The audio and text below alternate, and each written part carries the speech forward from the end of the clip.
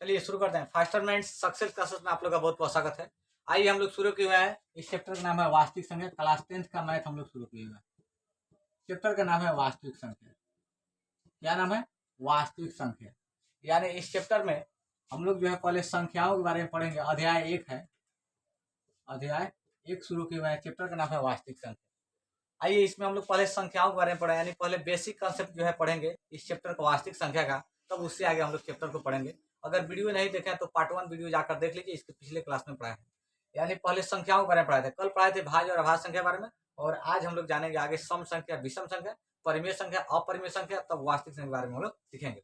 आइए हम लोग मैथ को समझेंगे, इत्मीनान से पढ़ेंगे और सारे मैथ को जो है एकदम इसको इतना बेहतर तरीके से सोल्यूशन करेंगे कि निश्चित रूप से जो है आपको समझ में आ जाए। और हमारे यहाँ मैथ को जो है रटाया नहीं जाता है, मैथ यहाँ पे समझाया जाता है। आपको निश्चित रूप से मैथ जो है सिखाकर छोड़ेंगे।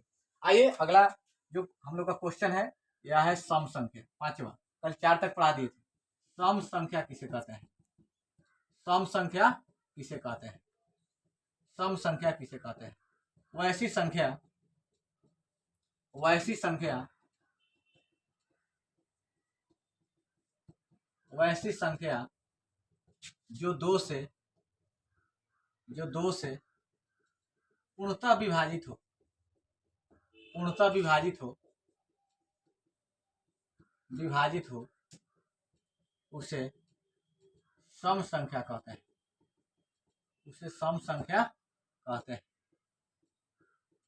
वैसी संख्या जो 2 से पूर्णतः विभाजित हो उसे सम संख्या कहते हैं। अब पूर्णतः विभाजित का मतलब क्या होता है?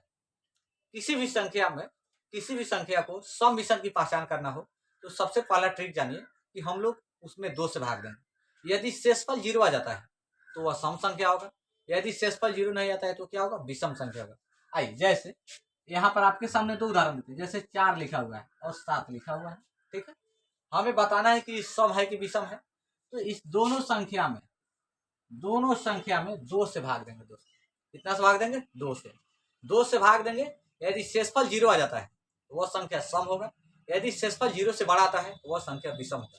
जैसे इसमें भी 2 से, इसमें भी 2 से, 2 दूना 4 कट जाएगा। शेषफल कितना आ गया? 0। तो 0 आ जाता है तो यह सम संख्या होगा।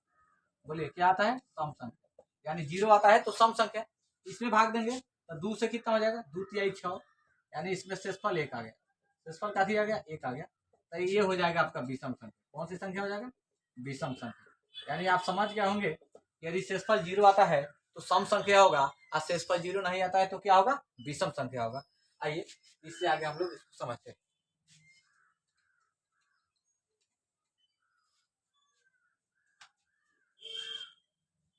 आइए तो क्या लिखा है यहाँ पर? वैसी संख्या जो 2 से पूर्णतः विभाजित हो उसे सम संख्या कहते हैं। जैसे में हम लोग देखेंगे, जैसे 2, 4, 6, 8, 10 डॉट डॉट, ये सारी संख्या जो है 2 से विभाजित है। जैसे 2 लिखा है, 2 में 2 से भाग देंगे। 2 एकम 2, 2 एकम 2, 2 से 2 कट कितना आ गया? 0 आ गया। तो शेषफल 0 आता है तो यह सम संख्या होगा। बोलिए कौन सी संख्या होगा? सम संख्या। यह 2 से पूर्णतः विभाजित का मतलब होता है कि पूर्ण रूप से कट जाए और शेषफल 0 आ जाए। अगला जानेंगे हम लोग विषम संख्या के बारे में। विषम संख्या किसे कहते हैं? विषम संख्या किसे कहते हैं? विषम संख्या किसे कहते हैं?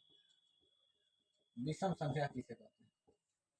वैसी संख्या, वैसी संख्या, वैसी संख्या जो 2 से पूर्णतः विभाजित ना हो, 2 से पूर्णतः विभाजित ना हो, विभाजित न हो उसे विषम संख्या कहते हैं।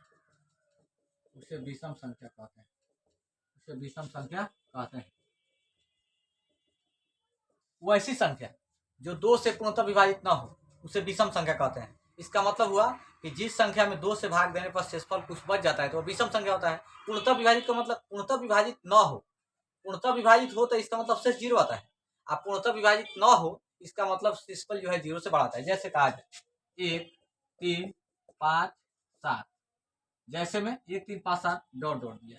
इस संख्या में अगर हम लोग भाग देंगे, जैसे मान लिया 7 है तो इसमें 2 से भाग देंगे तो 2 तिहाई 6, शेषफल 1 आ जाता है। तो यह पूर्णतः विभाजित नहीं होगा। पूर्णतः विभाजित कब होगा? जब शेषफल 0 आता है। तो यहाँ पर डायरेक्ट कह रहा है कि वैसी संख्या जो 2 से पूर्णतः विभाजित ना हो, यानी जिसमें जो है 2 से भाग लगे लेकिन शेषफल कुछ बच जाए, तो वह विषम संख्या होता है। और शेषफल 0 आता है, तो हम सीधा सीधी समझ जाइए, इसको एक ही बार में समझ जाइए कि शेषफल 0 आता है तो वह सम संख्या होगा, और शेषफल 0 से बड़ा आता है तो वह विषम संख्या होगा। यदि किसी भी संख्या की अगर आपको पहचानना है कि सम है कि विषम है, तो सिंपल सी बात है कि उस संख्या में 2 से भाग दे देंगे। यदि शेषफल 0 आता है तो सम संख्या, और शेषफल 0 नहीं आता है तो विषम संख्या। चलिए आप लोग समझ गए होंगे सम और विषम के बारे में। आगे हम लोग पढ़ेंगे जिसका नाम है परिमेय संख्या। चलिए क्या नाम है? परिमेय संख्या। परिमेय संख्या, परिमेय संख्या किसे कहते हैं? परिमेय संख्या किसे कहते हैं? परिमेय संख्या किसे कहते हैं? परिमेय संख्या किसे कहते हैं? वैसी संख्या, देखिए वैसी संख्या, वैसी संख्या, वैसी संख्या जिसे P/Q के रूप में, P/Q के रूप में लिखा जा सकता है, लिखा जा सकता है। वैसी संख्या जिसे P/Q के रूप में लिखा जा सकता है, लिखा जा सकता है, उसे परिमेय संख्या कहते हैं। उसे परिमेय संख्या कहते हैं। उसे परिमेय संख्या कहते हैं। उसे परिमेय संख्या कहते हैं। वैसी संख्या जिसे P/Q के रूप में लिखा जा सकता है उसे परिमेय संख्या कहते हैं। वैसी संख्या जिसे P/Q के रूप में लिखा जा सकता है उसे परिमेय संख्या कहते हैं। वैसी संख्या जिसे P/Q के रूप में लिखा जा सकता है उसे परिमेय संख्या कहते हैं। याद ही हो जाए। जैसे P/Q का मतलब क्या होता है? यानी जिसको बाटा के रूप में हम लोग लिख सकते हैं। जैसे कहा जाए 0/1, 1/2, 1/3 डॉट डॉट, ये सारी संख्या आपका परिमेय संख्या। देखिए दोस्तों, परिमेय संख्या और अपरिमेय संख्या पर एक स्पेशल वीडियो हम बनाऊंगा जिसमें आपको यह क्लियर हो जाएगा कि निम्नलिखित में कौन परिमेय संख्या है, निम्नलिखित में कौन अपरिमेय संख्या है। अभी केवल परिभाषा ही हम लिख रहे हैं। परिमेय संख्या और अपरिमेय संख्या पर दशमलव प्रसाद शांत है कि अशांत पर, इस पर एक स्पेशल वीडियो हम बनाऊंगा। आपका जो है 2 से 3 नंबर एकदम क्लियर हो जाएगा क्लास 10 में। आप जाइएगा, जब क्वेश्चन बनाइएगा बोर्ड में तो आपको पता चलेगा कि हमने क्या पढ़ाया है। तो परिमेय संख्या और अपरिमेय संख्या और दशमलव प्रसाद शांत है कि अशांत, निश्चित है ये दोनों में से क्वेश्चन, ऑब्जेक्टिव क्वेश्चन आते हैं आपके एग्जाम में। तो इस पर हम एक स्पेशल वीडियो बनाएंगे।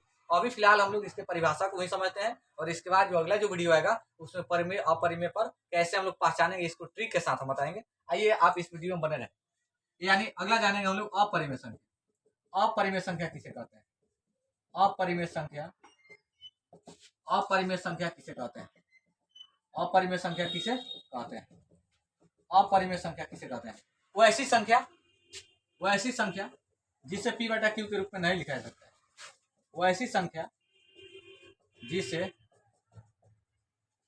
P/Q के रूप में, P/Q के रूप में नहीं लिखा जा सकता है, नहीं लिखा जा सकता है, लिखा जा सकता है, लिखा जा सकता है, उसे अपरिमेय संख्या कहते हैं। उसे अपरिमेय संख्या कहते हैं। उसे अपरिमेय संख्या कहते हैं। चलिए दोस्तों समझेंगे हम। वैसी संख्या जिसे P/Q के रूप में नहीं लिख सकते हैं उसे अपरिमेय संख्या कहते हैं। इसको याद ही कर लीजिए। वैसी संख्या जिसे P/Q के रूप में नहीं लिख सकते हैं उसे अपरिमेय संख्या कहते हैं। अब किसको P/Q के रूप में नहीं लिख सकते हैं? जिसको बाटा के रूप में नहीं लिख सकते हैं। जैसे रूट अंडर, जैसे कहा जाए √2, इसको P/Q के रूप में नहीं लिख सकते हैं। क्यों नहीं लिख सकते? क्योंकि रूट में है, इसका मान जो है अल्फानेट आएगा। जैसे कहा जाए 1/√2, इसको भी नहीं लिख सकते हैं। इस तरह से और भी संख्याएं हैं जिसे P/Q के रूप में हम लोग नहीं लिख सकते हैं, जिसे हम लोग अपरिमेय संख्या कहते हैं। और आगे जो वीडियो आएगा उसमें परिमेय और अपरिमेय की पहचान कैसे करेंगे इसको हम लोग समझेंगे। ठीक है, तो अगले वीडियो में जो है आगे इसके बाद फिर संख्याओं के बारे में पढ़ेंगे। तो फिर आगे हम लोग जो है नहीं, एक और है जिसको हम लोग पढ़ते हैं, जिसका नाम वास्तविक संख्या। वास्तविक संख्या आ रहा है।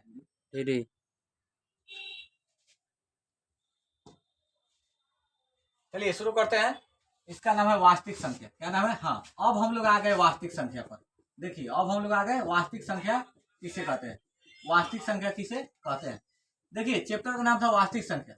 हम चाहते तो डायरेक्ट लिख देते वास्तविक संख्या का परिभाषा, लेकिन आप उसके पहले जो है बताइए, यानी जो भी बेसिक कंसेप्ट है उसको आप नहीं समझ पाते, इसलिए पहले बेस कंसेप्ट, उसका जो बेसिक कंसेप्ट है उसको हम बता दिए। तब आ गए हम लोग वास्तविक संख्या पर। अब आइए डायरेक्ट अब हम लोग चैप्टर के नाम पर आ गए, वास्तविक संख्या किसे कहते हैं। तो बताइए इसके पहले ये सारी चीजें अगर नहीं जानते हम लोग, सम संख्या, विषम संख्या, भाज्य संख्या, भाज्य संख्या, तो शायद हम लोग के पास कंसेप्ट जो अच्छा नहीं होता। अब हम लोग आ गए वास्तविक संख्या पर। तो किसी भी चैप्टर को पढ़ाने से पहले उसका हम बेस पढ़ाएंगे, उसके बाद फिर उस चैप्टर का क्वेश्चन आंसर पढ़ाएंगे, आप तब जाकर जो उस चैप्टर का ऑब्जेक्टिव लिखाएंगे और उसके बाद वह चैप्टर आपका कंप्लीट हो जाएगा। तो आइए हम लोग पढ़ते हैं वास्तविक संख्या किसे कहते हैं। देखिए, परिमेय संख्या और अपरिमेय संख्याओं के समूह को परिमेय संख्या और अपरिमेय संख्याओं के समूह को अपरिमेय संख्या के समूह को वास्तविक संख्या कहते हैं। परिमेय संख्या और अपरिमेय संख्या के समूह को वास्तविक संख्या कहते हैं। अब देखिए, अपरिमेय अपरिमेय एक साथ मिल जाएगा।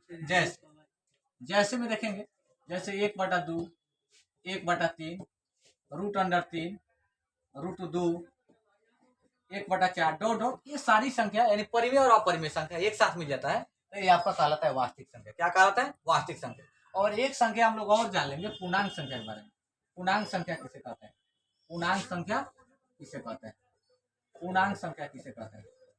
पहले यह छूट गया था, इसलिए आज इसको बता देते हैं पूर्णांक संख्या किसे कहते हैं। और उसके बाद कल जो हम लोग पढ़ेंगे वह एचसीएफ और एलसीएम के बारे में पढ़ेंगे, और इसके बाद फिर पढ़ेंगे संख्याओं के बारे में, a गुना b बराबर एचसीएफ गुना एलसीएम, और तब आगे जो है यूक्लिड विभाजन पढ़ेंगे, और उसके बाद चैप्टर को हम लोग स्टार्ट करेंगे। पूरे चैप्टर का सारे क्वेश्चन को हम लोग सॉल्व करेंगे, एक भी क्वेश्चन नहीं छोड़ेंगे। पूरे किताब को एनसीईआरटी का जो मैथ है उसको भी सॉल्व करेंगे, और साथ ही साथ ये स्टूडेंट फ्रेंड का मैथ का भी चैप्टर पूरा लाइन बाय लाइन बनवाएंगे। तो आप लोग जो है वीडियो में बने रहेंगे, निश्चित रूप से जो है आपको मैथ जो है समझा कर छोड़ेंगे। यहाँ पर मैथ जो है हम क्या करते हैं, रटाते नहीं है, मैथ को समझाते हैं।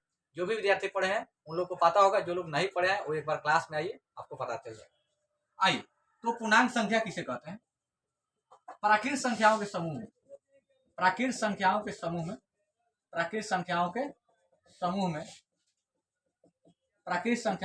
में ऋणात्मक संख्या का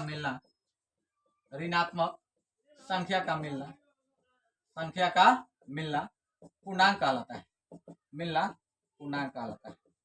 पूर्णांक कहलाता है। ध्यान देंगे, कहता है कि प्राकृत संख्याओं के समूह में, आपको कल बताए थे कि प्राकृत संख्या कितना शुरू होता है? 1 से शुरू होता है। प्राकृत संख्या कितना शुरू होता है? जैसे हम लोग देखेंगे, प्राकृत संख्या 1, 2, 3, 4, 5 डॉट ये प्राकृत संख्या है। इसके समूह में ऋणात्मक संख्या का मिलना, जैसे 1 के पहले क्या होगा? 0 होगा, उसके पहले क्या होगा? माइनस है, तो -2। इस तरह से जो है प्राकृत संख्या में क्या होगा? ऋणात्मक संख्या मिल गया। तो प्राकृत संख्या के समूह में ऋणात्मक संख्या मिलना ये पूर्णांक संख्या कहलाता है। तो ये संख्याओं के बारे में हम लोग पढ़ लिए, कल पढ़ेंगे एचसीएफ और एलसीएम, ठीक है। तो निश्चित रूप से इसका आप लोग फेयर बनाएंगे, और फेयर के साथ साथ आप लोग इसको याद भी करेंगे, और चैप्टर के सारे क्वेश्चन को सॉल्व कराएंगे, उसको आप लोग सॉल्व करेंगे। चलिए, थैंक यू सो मच। अगले वीडियो में हम लोग पढ़ेंगे।